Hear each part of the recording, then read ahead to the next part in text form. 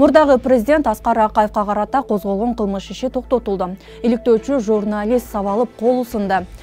Жарыксыз калган үйлөрдү министр өзү кыдырып текшерип жүрөт. Ушул жана башка кабарлар менен тааныштырабыз, саламатсызбы? Мурдагы президент Аскар Акаевга Кумтөр боюнча козголгон кылмыш иши жабылды. Бул тууралуу башкы прокуратурадан билдиришти. Көзөмөлдөөчү орган Акаевди кылмыш жоопкерчиликке тартуунун мөөнөтү өтүп кеткенин маалымдады. Социалдык тармак Ташиев Акаев менен Исаевди кечирүү үчүн пост жазганбы деген дагы пикирлерди айтышууда. Эскерте кетсек, 2005 жылы качып кеткен президент Аскар Акаев 2021 жылы Кыргызстанга келип кеткен. УКМК Акаевдин Кумтөр боюнча көрсөтмө бергенин айткан. Иликтөөчү журналист Самара Босунбаева сабалып кол усунда. Журналистти сокулуктун акими сабаткан. Кызыгы ошол жердеги милиция карапайым эл менен журналисттерге эмес, акимге болушкан. Жок, неге эшик илип алат, эмне үчүн эмнин кызматкерлери кирип тозуп атат, эмне үчүн кайтарып атат эмнин кызматкерлери тем более. Силер заранее регламент жазып алды эле, пресса эметилбейт, кирилбейт. Окуя боюнча журналист сотко кайрыларын айтты. Биз журналисттер өзүбүз эч кандай провокация кылган жокпуз. Негизи биз аябай мындай чокуй эме менен барганбыз, намерение менен барганбыз. Биз эки жактын тең, акимдин дагы оюн баардык эмелерди чагылдырып берели депчи.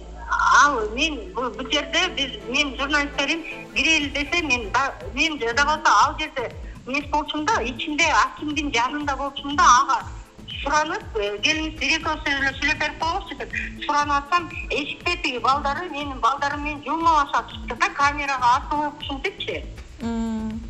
Биз муна далилдер менен чыгара алабыз, анткени бүт съемкалар баарын снимать этишкен балдарчы.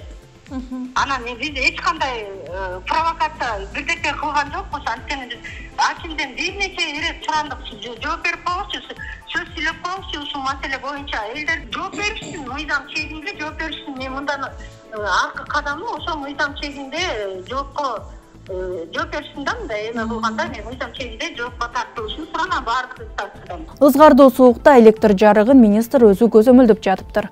Социалдык тармакта жарыксыз калган үйгө министр Талайбек Ибраевдин барган видеосу тарады. Бул центральный бар турбайбы? Жок, центральный бар. Бирок электроэнергия жок. Жок. Без электроэнергии насос иштебейт. Үйлөргө тепло бербейт.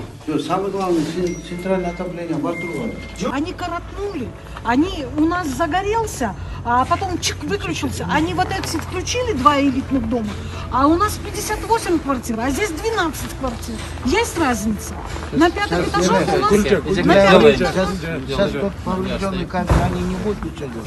Сейчас другой кабель. Кошумчалай кетсек, соңку аптада башталган ызгардуу суук 17 январга чейин созулары болжолдонууда. 13 жаштагы кызды зордуктоого айыпталган милициянын 2 кызматкеринин жаза мөөнөтү кыскартылды. Чечимди 12 январда Бишкек шаардык соту чыгарган. Жабырланган кыздын атасы акыйкат издеп президент Садыр Жапаровго кайрылды. Эсиңизде болсо, өткөн жылы 13 жаштагы секелек кызды зордуктап жүргөн милиция тууралуу резонанстуу окуянын бет ачылган. Кылмыш боюнча жалпы 4 адам соттолгон. Алардын 2 милиция кызматкери болчу. Ушул менен чыгарылышты жыйынтыктайм, саламатта калыңыз.